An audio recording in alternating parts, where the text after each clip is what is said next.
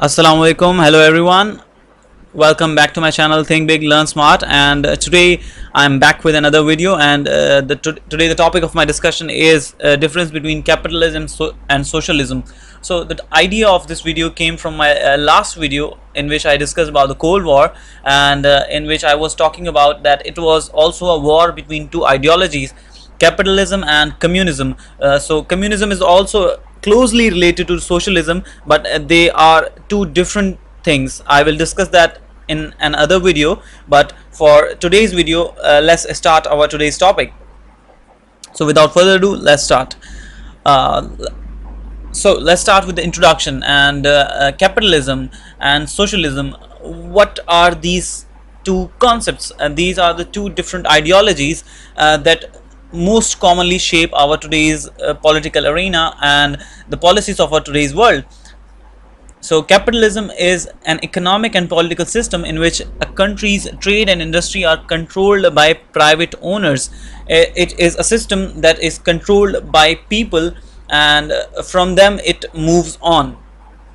While socialism is a tightly controlled system, or a political and economic system in which the government holds an upper hand other than the people, and there is a common ownership of everything that is there in any state or a nation. So that was a brief introduction of both concepts, capitalism and socialism. So let's move on with the differences. So I have listed down the few and important differences between these two concepts. So the differences are basically in the extent of government's intervention in the economy. So they differ in the intervention, like the capitalism is the least in which the government is least intervening in the matters of public, while in the socialism it's the government which is controlling everything. So in the capitalist system, means of production are owned by private individuals, while in socialism it is quite a little bit owned by public, but a lot of it is controlled by socialism. And that's the line that differentiates between socialism and communism, that the in the communism the government controls everything, while there is no such freedom like that in socialism. So that's the thin line between these two concepts, but they are most commonly interchangeably used in the international relations. And whenever we talk about communism, there is always the word coming in of socialism. So let's move on with the other difference.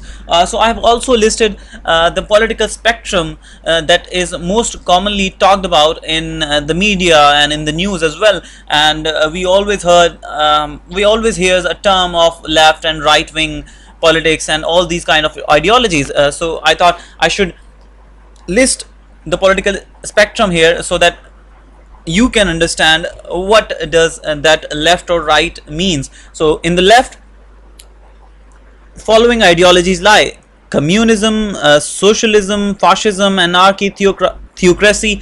These all ideologies lie on the leftmost spectrum of the politics, and in the middle there lies liberalism, progressivism, conservatism. So the people aligning with those ideologies are called the centrist people, or the people belonging to the center, while the right wing people are those that believes in capitalism, liberalism, constitutional republicanism. So there is like the difference between them, and the political spectrum is divided with the control of the government. In the right wing politics, in the right wing there is least control of the government, while in the left wing there is an extreme control of force from the government. So that's the political spectrum. I hope now you will understand what those left, center, and right wing politics means. So in terms of efficiency, capitalism is the most efficient system, and there is a reason for that. And the reason is that it is argued that profit incentive encourages firms to be more efficient, as there is a lot of competition going on in the field.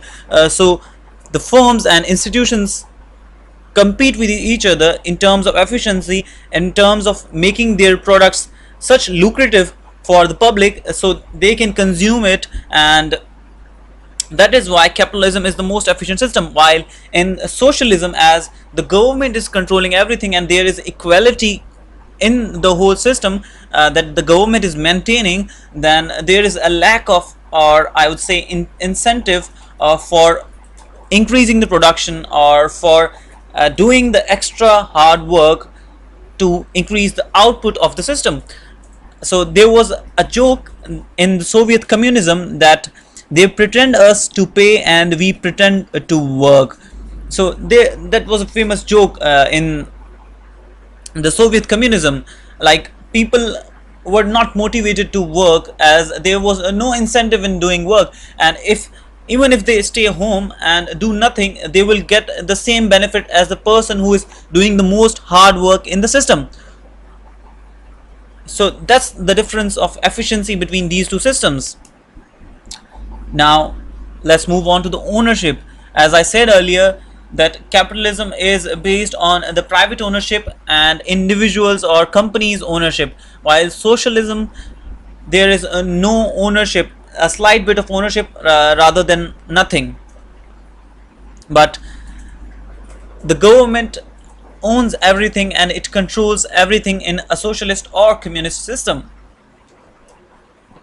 And the allocation of resources, as I would say, there is capitalism that is derived from the market forces. It is derived from the supply demand thing, and while such socialism is derived from the basic needs of the people.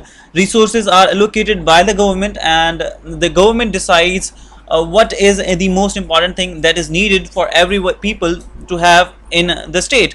While in capitalism, the market is deriving the whole resources. The market is deciding which thing is on the priority right now. So what are the merits of capitalism or socialism? One of the merit of socialism is that there is equal distribution of income, that results that the people, everyone is in the safe hands, everyone is secured by the government. While in capitalism, you will see that there is an inequality in the income, and perception of growth, economic growth, because of competition. There is a perception of growth, but it is not sustainable and it is not stable for a long time, as it will move towards inequality in the large proportions. And that's the demerit of capitalism, that individual or groups or institutions attain so much power that they start to exploit that advantage. And in socialism, it is not possible, because everyone is working and the government is taking care of every people.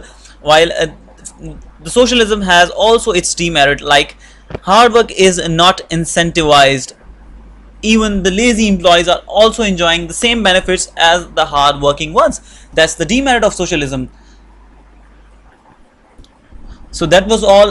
Thank you very much for watching my video, and please like, comment, share and subscribe, and stay home, stay safe, take care of yourself. Allah Hafiz.